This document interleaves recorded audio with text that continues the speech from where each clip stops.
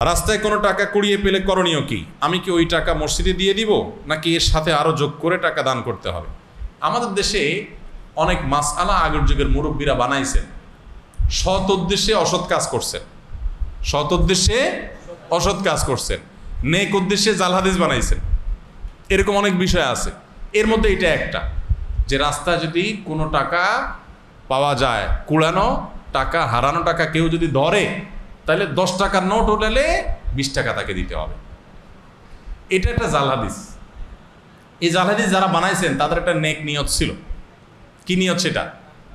যাতে করে মানুষ যেমনে সেমনে টাকা ধরার সাহস না করে, যে ধরলে কিন্তু আমার 20 টাকা দেওয়া লাগবে, বাবা তার চাইতে না ধরি, যার টাকা সেই পাক। তো এই নেক উদ্দেশ্যে এটা জাল হাদিস বানাইছেন, কাজটা ভালো করেন নাই। উদ্দেশ্য ভালো ছিল, ওনাদের সরলতা ছিল।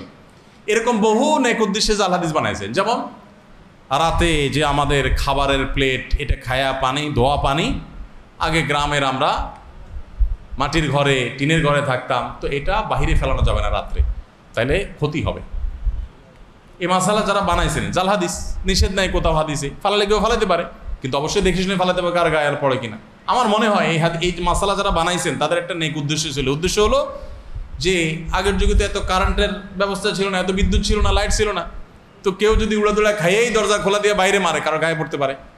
পোলাপান যেন এই কাম না করে, যেন বলছে খবরদার এটা ফলানো যাবে না, ক্ষতি হয়ে যাবে। হ্যাঁ, ভাঙা প্লেটে খাওয়া যাবে না, ক্ষতি হবে। ভাঙা প্লেটের ভাঁজে ভাঁজে হয়তো ওইটা হয়তো কোনো প্লেটের দোকানদার হাদিস বানাইছে, যাতে করে ঘন ঘন প্লেট বিক্রি হয়। বুঝে আসছে কথা? তো এরকম নেক উদ্দেশ্যে কিছু জাল হাদিস বানানো হয়েছে, তার ভিতরে এটা একটা, যে কি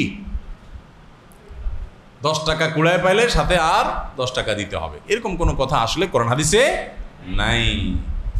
পোলাপান রে সঠিক রাস্তা রাখার জন্য এরকম বই কিছু বানাইছে। ওই যে আরেকটা মাসালা আছে না এরকম, যে কি যদি পড়ে কেউ বই খোলা রাখে, পোলাপান বই পড়ে খোলা রেখে চলে যায়, তাহলে কি হয়? শয়তানে পড়ে। শয়তানে পড়লে তো ভালো, শয়তান মানুষ হয়ে গেলে তো এটাই চাই আমরা, শয়তানে পড়লে তো ভালোই। আসলে তো তা না। আসলে পোলাপান যাতে বই খোলা রেখে না যায়, খোলা রেখে চলে গেলে ফ্যানের বাতাসে ছিঁড়ে যাবে, বাচ্চারা ছিঁড়ে ফেলবে, হাঁসমোরগ আসবে, এই জন্য মুরব্বীরা বন্ধ করে রাখার জন্য নেক নিয়তে জাল হাদিস বানাইছে। বুঝে আসছে কথা? এরকম বহু দৃষ্টান্ত আছে, শত শত মাসালা আছে এরকম, যে ভালো উদ্দেশ্যে জালটা তৈরি করছে। রাতে হাত পায়ের নখ কাটা ঠিক না, কাটালে ক্ষতি হয়। আসলে কোরআন হাদিসে কোথাও নিষেধ নাই, কেউ চাইলে কাটতে পারে, কিন্তু নিষেধ করছে কেন? হয়তো বা এই জন্য নিষেধ করছে যে আগে তো কারেন্টের লাইট ছিল না, আলো অন্ধকারের মধ্যে কাটবে, পোলাপেন হাত পা কেটে ফেলবে, এই জন্য যার না কাটে, দিন আলোতে যেন কাটে, এটা জাল হাদিস বানাই দিচ্ছে। তো এরকম বহু জাল হাদিস আমাদের সমাজে আছে, যেগুলো আসলে ভিত্তি কোরআন হাদিসে নাই। তো এই যে কথা, যে টাকা কুড়িয়ে পাওয়া টাকা, এটা পাইলে বেশি টাকা দিতে হয়, সঠিক না। যে টাকা পাবেন সেটাই দিতে হবে। এখন কথা হলো এটা কি করবেন? ভাই জিজ্ঞেস করছে মসজিদে দান করবেন কিনা। উত্তর হলো মসজিদে দান ধরেই না। এই টাকা যদি আপনি নেন, তাহলে আপনার দায়িত্ব হলো প্রাপক খুঁজে বের করবেন। এবার ঘোষণা দিয়ে দেখেন, ভাই কার টাকা হারাইছে, কার টাকা হারাইছে, আমি পাইছি, যে জায়গা পাইছেন ওর আশেপাশে ঘোষণা দিতে থাকবেন। দিতে দিতে যদি মালিক পান তো আলহামদুলিল্লাহ, যদি মালিক না পান, দীর্ঘদিন বলতে বলতে আর আশা হারাই গেছে যে না এইটা আর পাওয়া যাবে না, তাহলে সেক্ষেত্রে এবার মালিকের তরফ থেকে আপনি কোনো গরিব দুঃখীকে বা কাউকে দান করে দিতে পারবেন। আর যদি নিজে গরিব হন তো নিজেও খেয়ে ফেলতে পারবেন, যদি মালিক খুঁজে পাওয়ার আশা না থাকে। আর যদি এরকম টাকা ধরে আস্তে আস্তে খুঁজেন, ভাই কারোর টাকা হারাইছে কিনা, ভাই কারোর টাকা হারাইছে কিনা, কারণ এভাবে কয়েকবার বলেন, বলছি, কেউ তো বলে না, তাহলে আমি খাই ফেলাই, সেটা কিন্তু জায়েজ হবে না। বুঝে আসছে কথা?